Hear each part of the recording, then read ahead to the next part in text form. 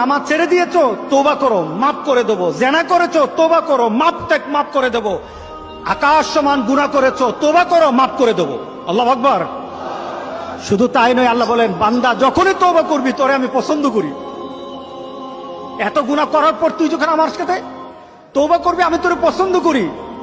শুধু তাই নয়, আল্লাহ সুবহানাহু ওয়া তাআলা বলেন, যারা মুতাতাহহিরিন, যারা পবিত্রতা অর্জন করে, আল্লাহ তাদেরকে পছন্দ করেন। আমরা পবিত্রতা অর্জন করি কি দিয়ে? উযু দিয়ে। বলেন কি দিয়ে? উযু দিয়ে।